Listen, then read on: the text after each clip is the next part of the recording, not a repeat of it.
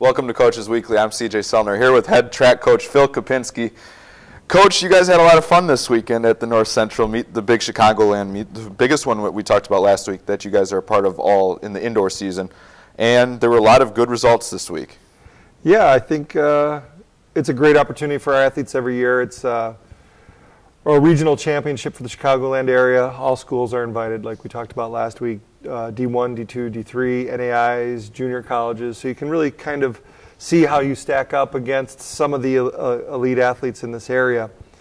I think the Midwest is a really interesting little like fishbowl of athletics, because you can find D3 athletes here that are as good as D1 athletes. And I don't know if you find that in other places around the country. So it's a really high-level meet. Our kids ran really well, and I was excited.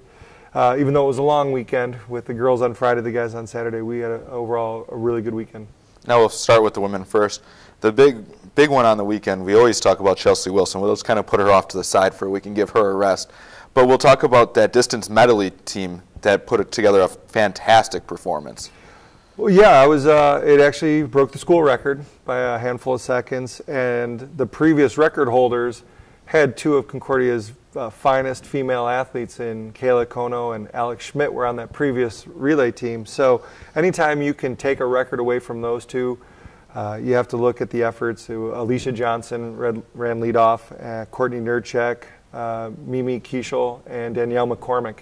And we were in 6th place, and Danielle moved us up from 6th to 3rd on her leg of the mile. And in that process, actually you can't actually call it a mile PR for her because it's part of a relay. But last week she had dropped 15 seconds down to 5:45, and then she just dropped another 7 or 8. She was down to, or actually maybe 7 or 8 down to about 5:35, 5:37. So she's running really well. Everybody else ran really strong, and the unprepared coach I looked at it and I said to him, I think you're 2 seconds off the school record. So they didn't know until Monday at practice that they'd actually set that record, but they ran really well. Now we'll go to that men's side. Josh Warren continues to impress, and then Christian Ramison actually performed really well, chasing Josh Warren around. Yeah, there was a lot of good results on both the men and the women's side, and sometimes they get buried in the results. Like you say, Christian Rasmussen ran a 2:04, which we still know he can do a little bit better than that, but that's indoors. That's his best time lifetime. Josh Warren broke his own school record by 2.5 seconds in the 800. I think he's currently sitting 50th in the country in that event, so that gets him up there so Chelsea's not all alone in that top 50 pool. And then you look at Aaron Boyer, a huge lifetime best in the 5K. I think he cut, I want to say close to 40 seconds off his lifetime best. Anthony Guerrero had another lifetime best.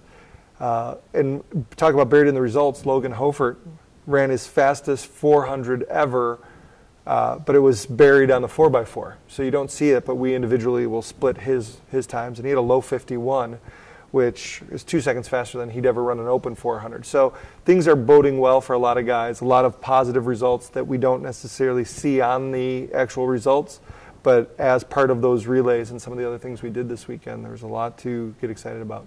Now that has to become an important part as a coach, because so many times you guys have been in these high-class meets with so many Division I scholarship kids, and a lot of times there aren't a ton of D3s or in this situation here to kind of show these guys, hey, you are getting better. Your rate, you may be number 50 here, but really you're a lot higher than that, and you continue to improve. So as a coach, it's kind of you playing that mental game. Well, and I think our athletes, most of them, and I talk to all of them at some point throughout the year, and they all get to that, especially freshmen. Well, so-and-so's in this heat. And I'm like, you can't worry about the people next to you. I kind of sit down with them and say, you have to understand you're racing the watch. If you can race the watch, it doesn't matter who else is out there. If you're worried about beating the guy next to you, if we're going to line up and I'm going to race against you, besides you probably beating me, I don't know if you're running the time I want to run.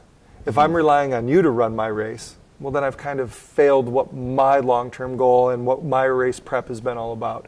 So, hopefully our athletes don't get too freaked out that there's D1, D2, D3. Hopefully they're just out there trying to improve for themselves. And then at the end of the day, they look back and go, oh, I beat some really quality athletes from some D2 schools or wherever it might be. Now we have 2 weeks left of indoor.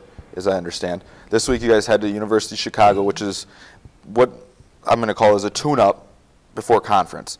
Now, I'm learning the track as we go along here. Me too. But as a mad scientist, how do we approach this week knowing that the big meet is coming up in conference? This week you play to their mental side of the game. You know, what do you want to run this weekend? What do you feel you need? The old expression is the hay is in the barn. I mean, we're not going to make significant changes this week that are going to affect us 10 days out from now. If we haven't gotten to where we need to be, there's no magic pill in the next 10 days. So it's all about fine-tuning and making the athlete feel comfortable. So, hey, Josh, what do you want to run this weekend? You know, Chelsea, how are you feeling? You know, we're going to rest some people that have been racing every week. So for us, it's more, like you say, it is gearing up for the conference meet, but for us, gearing up sometimes is taking a step back and just letting the body recover a little bit, rest a little bit, and not continually try to look for that physiological adaptation from week to week. So being the mad scientist, you got quite the job this week to make sure everybody's ready to be peak performing at conference. Well, yeah, you hope. You hope if you do your job right, you'll have a couple performances. One thing that you'll learn about track as you move along in your career, championship racing is about placing. The rest of the year is about running fast. So when Josh gets into the 800, I don't necessarily look for him to run a blistering time. I look for him to run just fast enough to win. And if he can run 2:01 and win, then that's all we really need, because conference is about scoring points. If he runs a 1:56 and wins by 4 or 5 seconds, I mean, we don't necessarily need that, because I want him to be fresh then for the 4x4. We have to defend that conference indoor title. Right. So indoor racing, you know, championship racing is about winning, not necessarily being the fastest. You'll see it in the Olympics all the time. Guys run these blistering times throughout the year around the world, and then when they get to the Olympics, they'll be in the 5K, and the first 2 miles of it is essentially a jog. And it's like, okay, who's going to be the fastest guy in the last mile? So not quite to that level. We're not quite at the Olympic level in our conference yet, but we're getting close. But a lot of the distance events will race to place. The sprinters are always going to be fast. Chelsea's always going to line up. It's a 60-meter dash. You can't really hold back in that one. It's you know, a tenth of a second can be the difference between first and third.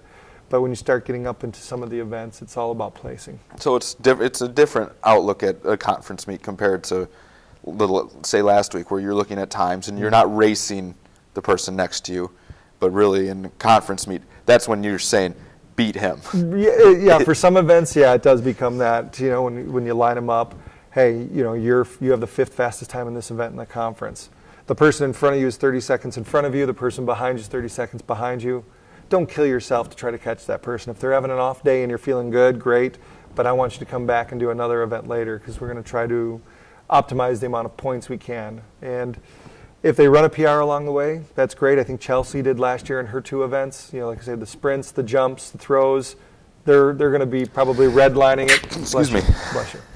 But yeah, so it becomes very, I don't want to say labor intensive, but as a coach, you're definitely being pulled in multiple philosophical theories on track and field when you get to your championship meets. We'll get into more detail about it next week with the mad scientist, Phil Kopinski. I'm CJ Sellner. Thank you for watching Coaches Weekly. We'll get ready for the conference meet next week, Monday.